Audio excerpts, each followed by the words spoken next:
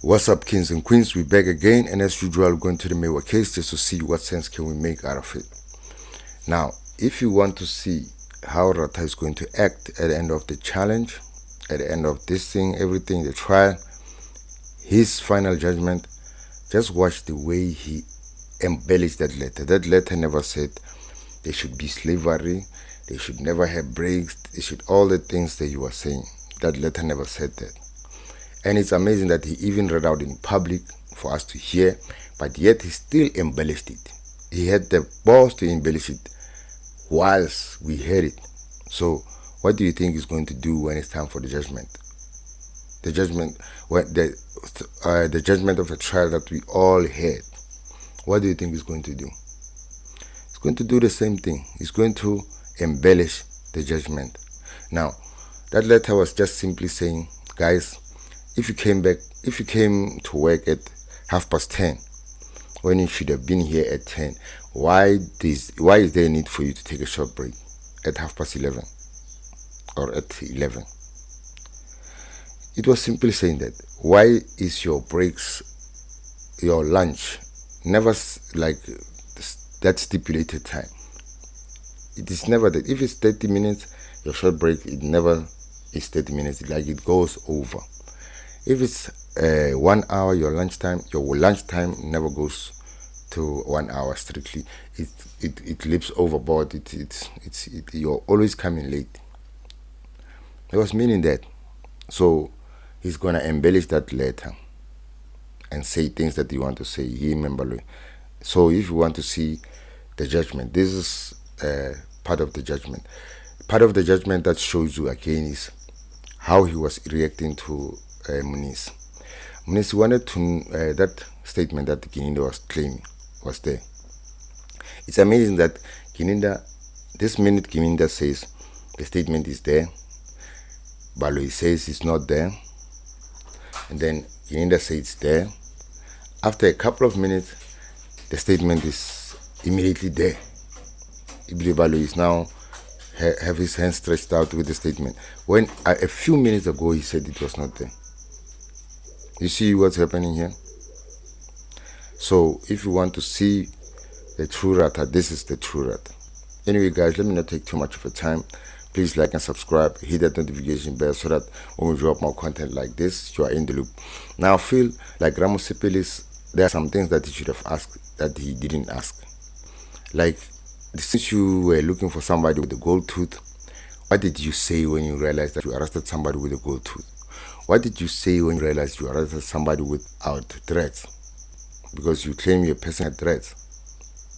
And then, since you were talking about these guys had guns and what, blah, blah, why do you take some other parts in that statement of Ntanzi, and then why do you believe some other parts, why you don't believe some other parts?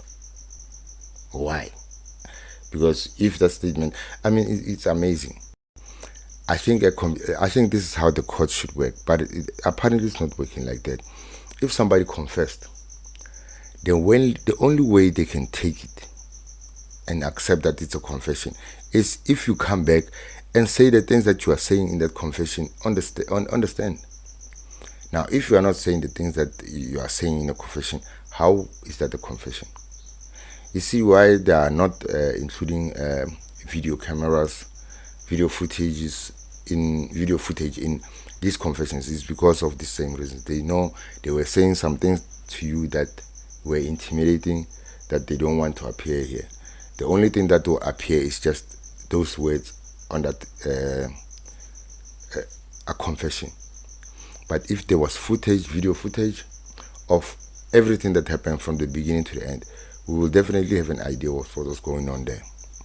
But apparently, all the SAPs, even the people at the top, they don't care about these things.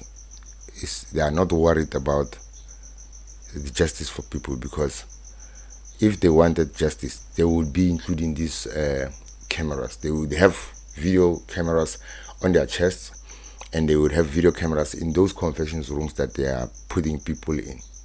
But they don't have, because they know there are some shady things that they are doing there that they won't want that he would not want the court or the public to see. So one thing that also I feel that he made a blunder at Ramasepeli, when he was talking about, when Tanzi was saying during mid-February, that means he didn't understand the time. Bruh, when you are doing that, you are basically admitting that the confession was made by him. You are basically saying that, because in the first we are under the impression that he didn't write that statement, so you should deny everything there. So why are you accepting the first part that he said, when he said that when he said those things, he didn't know the time? You are basically accepting that confession. I think he came up short somewhere, Ramsepil. He might have exposed Kininda somewhere here and there, but he came up short a lot. Anyway, guys, let me not take too much of your time. Like and subscribe, comment below. Let's interact. Interpreters for another court, it shows that you are not professional. Stop being forward, man. Just do your job and sit there and just tell us these words that are being said in English, say them in Venek. That's all you have to do. Now, if you don't think Rata is going to act in a strange way when it comes to the final judgment, you got something coming, because the way he acted yesterday, it reminded me proper of the true Rata. This is what's going to happen. It has now changed. We were under the impression that if you mention something from a witness, you have to quote him, or you have to be there. He has to come and prove their statement. No, it has changed. Remember when Advocate, in fact, Mr. Mgomezulu was hinting at calling Mr. Leshabane, in fact, General Leshabane and Warrant Officer Makhubu. When he wanted to mention Warrant Officer Makhubu's statement, Rata said, "Are you going to call that witness?"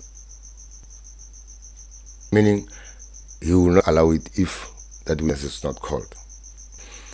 They wanted to know if he's going to call that witness when he mentioned General Leshabane.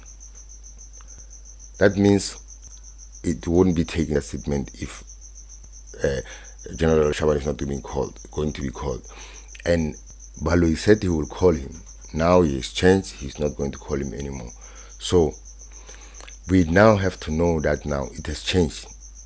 Any witness statement can be read into court as long as they pretend as if you were asking questions under cross-examination and you elicit those questions. You are the one who elicited that question. And I don't think Ramasepeli elicited those questions. It's Rata and Baloyi who kept referring to it as if it's dead. It's not like that. He was asking questions, and Gininda goes overboard and talk about other things. Now we're going to see if these other defense lawyers are going to try to call him to order, and Rata will help. We'll see if Rata will help to stop him short, just to answer a question that's needed and not go overboard and implicate other people in his statement, just placing useless information on record, which he knows will help him, but it has not been proven yet. Anyway, guys, let me not take too much of your time. Please like and subscribe, hit that notification bell so that when we drop more content like this, you are in the loop. Peace. My lord, so the other aspect that I didn't touch on is that there is the report that I got, and is contained in one of Colonel Stein's statements. There is a link between, let me say, communication between Ms. Kelly Kumalo and accused 3. In a nutshell, I just don't know how Colonel Stein phrased it, but he established a link between accused 3 and Kelly Kumalo, other than accused 5.